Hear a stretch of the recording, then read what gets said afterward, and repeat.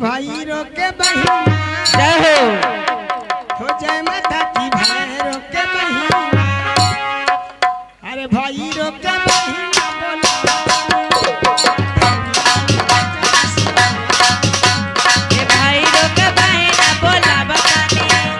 देवी राहुल का तारा सुना बतानी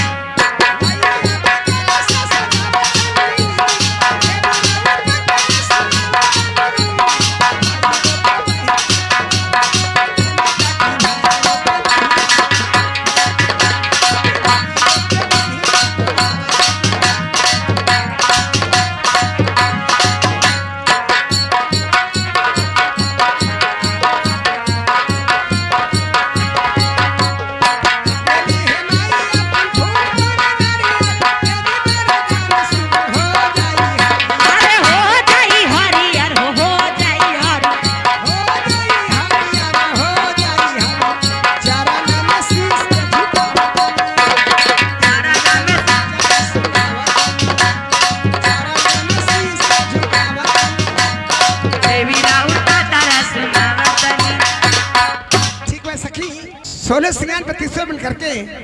हमने के घर चल जाने की माई हमने के आज करी ठीक बा यार सखी अरे सोलह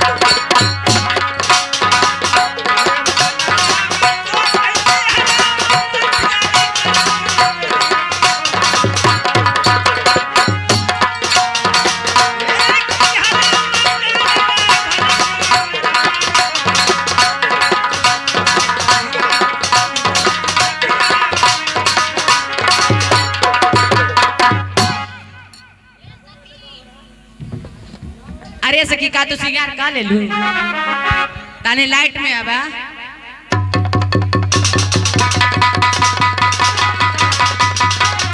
ए सखी तू तो बड़ी नीक लगा जी ए सखी तू बड़ी नीक लगा ए सखी तू लेकिन चला अब मोती सखी से पूछे काहे की बड़ा घर के बेटी बड़ी रिच रिच के सिंगार करत हुई ए सखी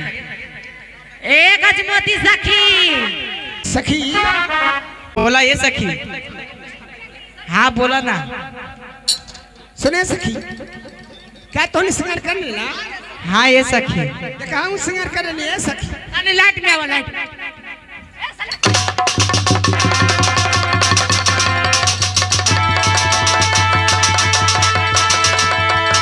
ये सखी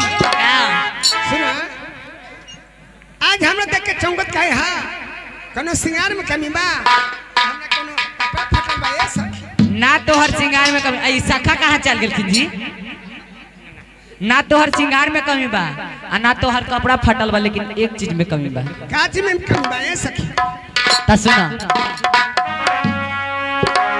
ता सोला हो सिंगारवा सखिया जी आजी कइला बतीस अवरना आजी सोला हो सिंगारवा सखिया जी काय सखी कइला बतीस अवरना एक चुटक से दूरा बिना मांगिया लाग होदा एक चुटक से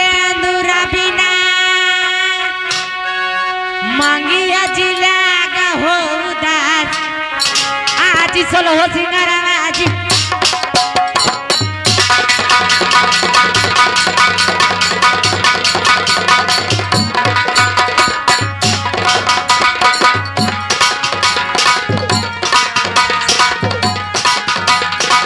सखिया सुना ला कहाला जी हमार आजी सोला हो सिंगारावा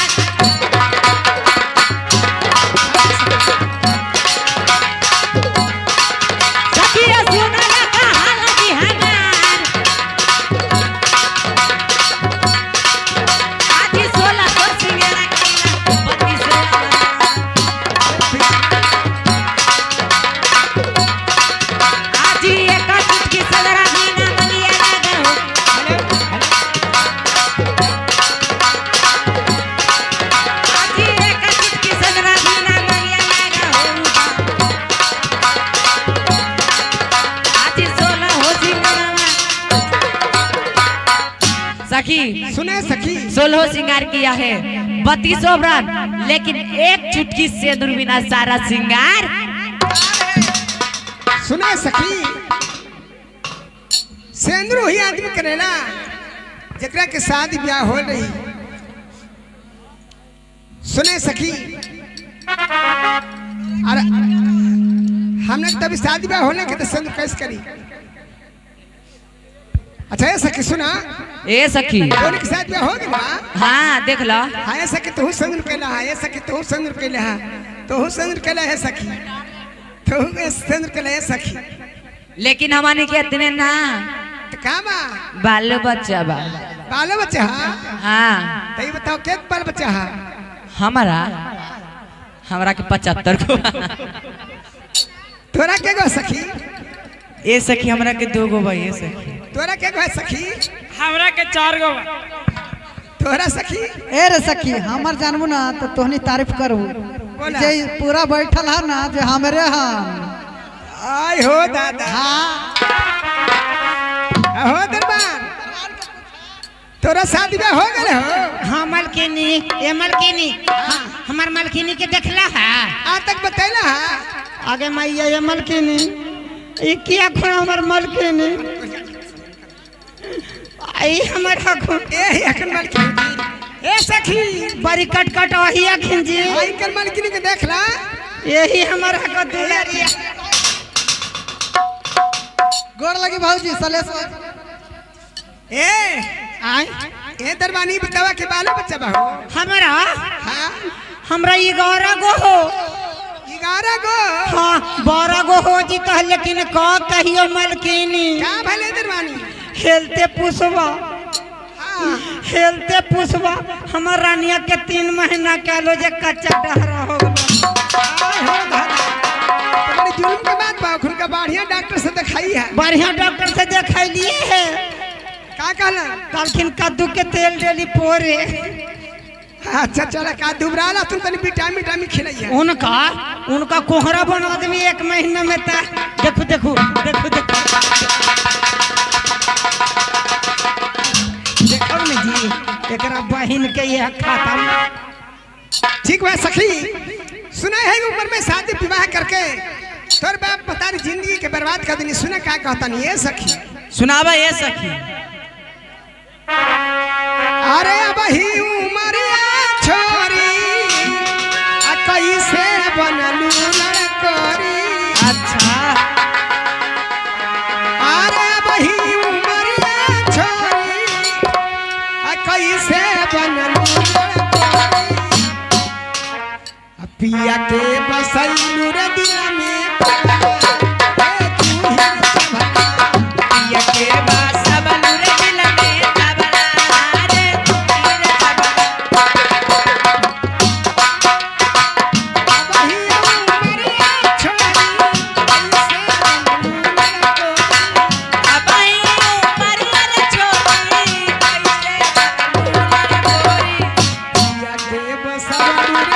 रे गोरी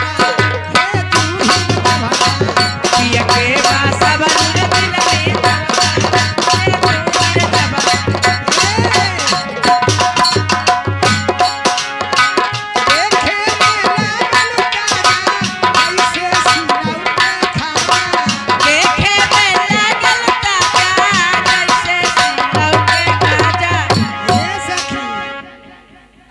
दादा देखे में लागलू ताजा जैसे सिलाव के खाजा तब पिया संगे लुटलू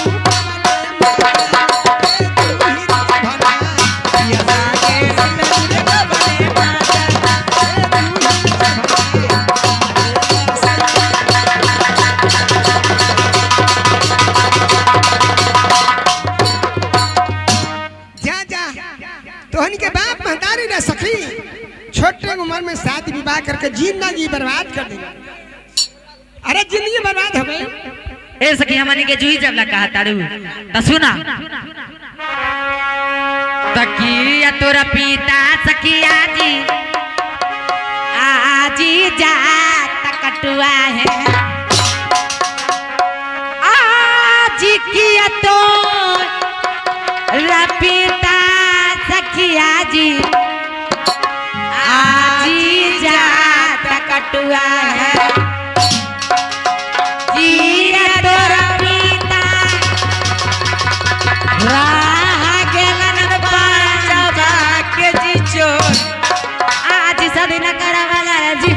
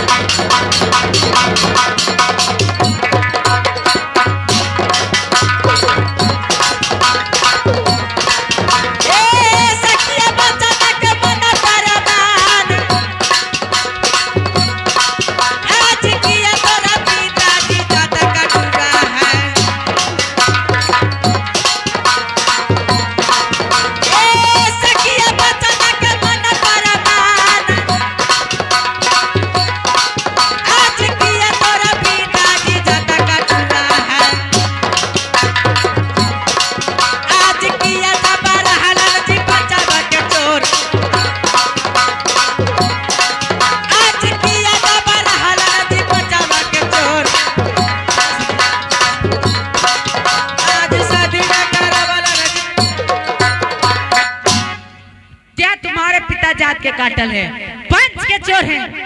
एक पत्तल भात भी ना हड़क दे सकी इसलिए तोरा के का दुनिया ढेरा दिल पुना सुने सखी ई बात बोलू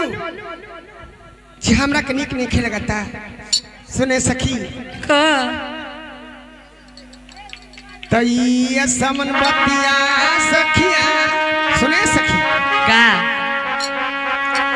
बोलिया जे बोलला सखी गोली के समना आहे सखिया ने बोलिया आहे हो बबुना हे बनादास तब बोलिया जे बोलला जला गई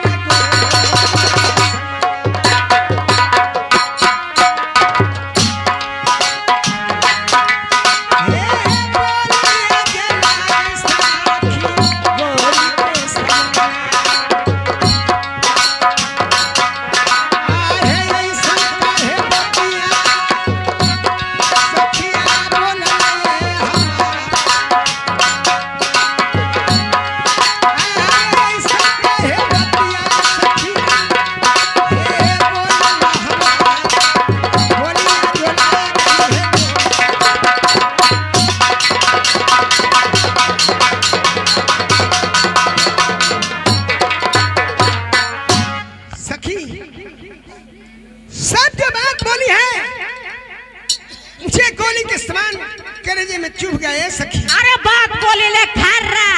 आ गोरी लगे चाहे खारा सुने सखी का बोले का मुंह बोला ना। अरे जारे तोरा दिल पे चोट लगा है ना तो बाबा के लेके भाग जा बाप के तिलक बच जीतो सखी का अपन अपन कान खोल के तू सुनना अब का कहता नहीं का कान खोल के सुनी बोला तैया समन बतिया सखिया जाके कह दे वो माता से। अरे माता से ना अपन बाप से कहिया जाना सखिया है सुना आहे करत है दिल के बात तैया समन बतिया जाके कह दे वो माता से।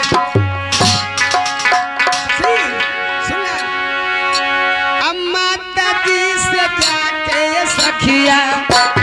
रे समझा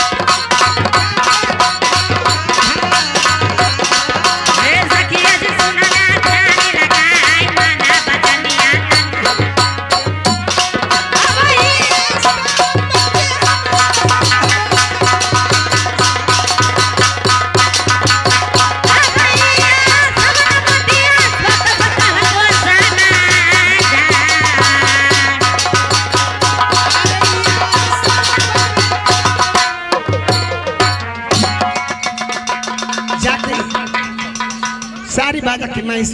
अरे माई रे माई ए रे सखिया आज हमार गोड़वा फ्रैक्चर हो गलो जी ए सखी उनका के निमने बात कहलू तो उनका के दाव लग गई। हेलो अब वो जाके कहिए माई कहिए शादी हाँ चला हमारे बेटवा करना हो तो जी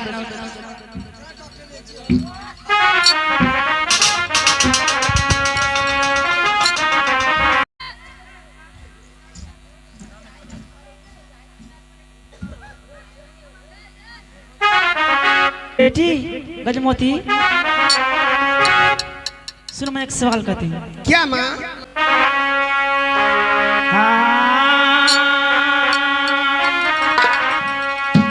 आग बेटी को सुन लो आग हमारी दिल का बात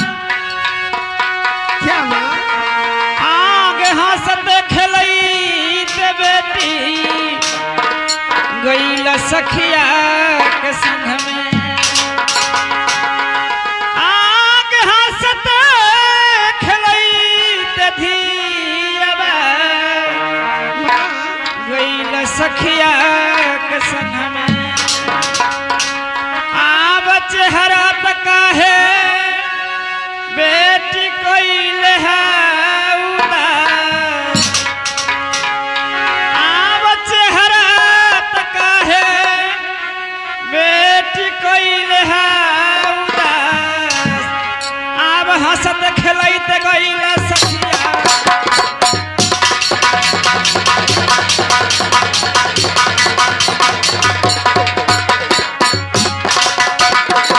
आग बेटी को सुन लो आग हमारी दिल का बात आग हंसत खेलैत गइल सखिया के संग आब चेहरा तका है बेटी कोइल है उदास आब चेहरा तका है बेटी कोइल है उदास आब हंसत खेलैत गइल बेटी गजमती सखी के साथ गई गंगा स्नान करने के लिए चेहरा उदासी क्यों छाई है बेटी सुनिए माँ मैंने सखी सहेली के साथ में मैंने गंगा माई में स्नान करने के लिए गई थी। अच्छा। स्नान कर कर मैं माँ गंगा को मैंने सब सखी पूजा की देवी माँ को मनाई और माँ जब 16 सिंगार 32 आभरण पहनकर सब सखी तैयार हो गई मैं भी हो गई। अच्छा सखी ने मुझे चेहरा देखकर ऐसा ताना मारी है माँ जो मुझसे कहा पार नहीं लग रही है माँ। सुनिए माँ।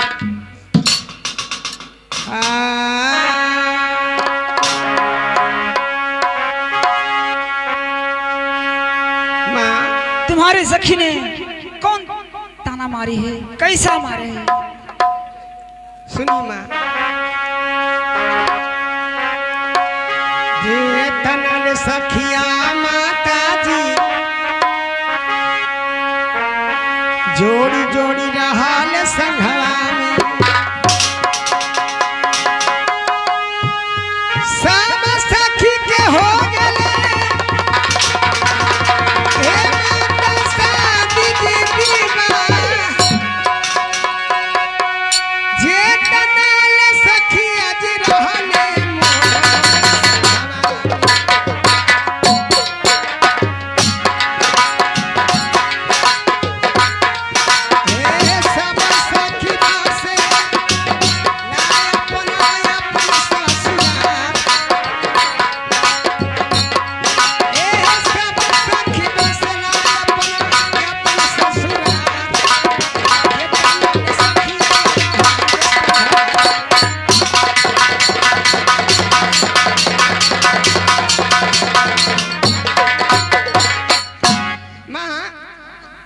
जितना भी सखी मेरी जोड़ी जोड़ी का था। अच्छा, सब सखी को शादी विवाह होगी माँ, और मैं राजा को कन्या होकर अब तक कुमारी हूँ। सुनिए माँ, इतना ही नहीं, अपने अपने ससुराल जाकर बाहर उठे पतिदेव के साथ। किन्हीं को 2 बाल बच्चा है तो किन्हीं को 4 बाल बच्चा है। मैं कुमारी हूँ इसलिए सखी ने ताना मारी है माँ। बेटी गजमोती, उस वक्त तुम्हारे सखी गरीब के बेटी है, छोटा छोटी ने शादी कर देती है उसका माँ पिता, तुम राजा के बेटी है। कि सुनिए माँ, सखी ने और क्या कही है माँ? क्या कही? कि अजब पिता माता जी जात कटुआ है,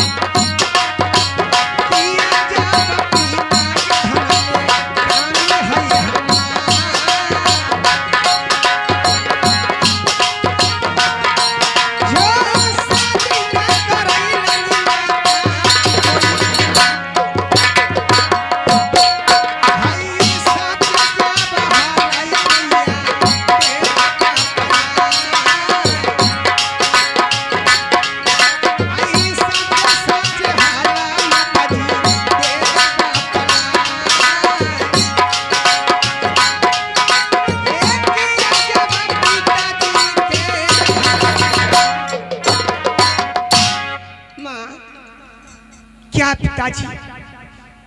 मेरे जात के काटे हुए हैं?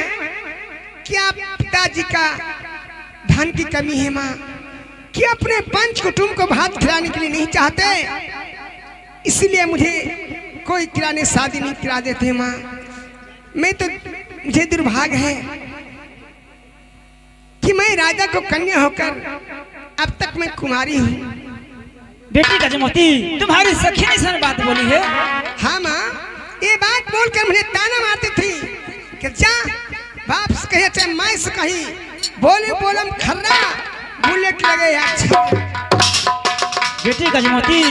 तुम्हारे पिताजी नहीं जात के काटा ले, नहीं पंच के चोर है, एक राजा है बेटी। तुम्हारे सखी ने सब झूठ बात बोले, गलत बात बोले हैं। क्या मेरे पिताजी राजा हैं? हाँ। पिताजी मेरे जात के काटे हुए नहीं, नहीं पंच के चोर हैं। नहीं तो ठीक है माँ, सुन, यही महीना में लगन अभी 15 तारीख तक माँ बहुत गर्दा है। सुनी माई,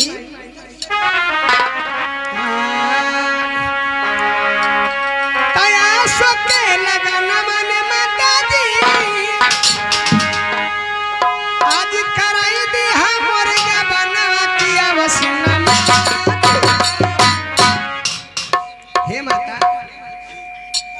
कि आंसू के लगन माने माता जी आज कराई दी हमारे गबनवा की अब सुनमा आज माता डोली चढ़ी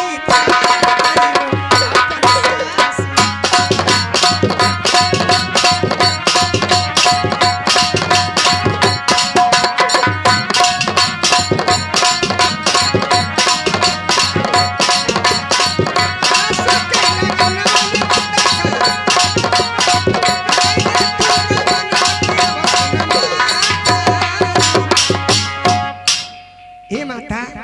हम लोग के शादी विवाह कर दे तू सखी के हम जवाब देवे खातिर हो जाई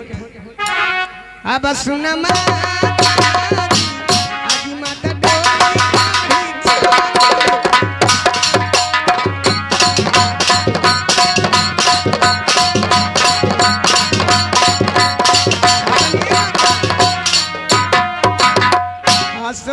के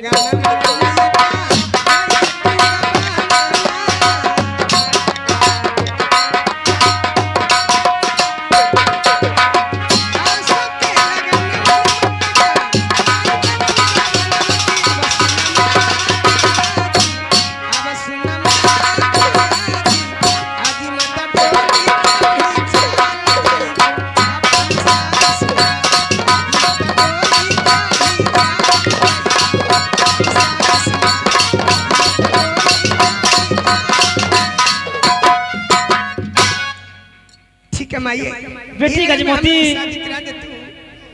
हम डोली चढ़ के ससुराल जाई और सखी के हम जवाब दे सकीला। ठीक है बेटी, मन में धीरे धरा, बर्दाश्त करो, तोरा के हम शादी करा दे, चिंता मत करो। ठीक है माई, गोड़ लगता नहीं जा।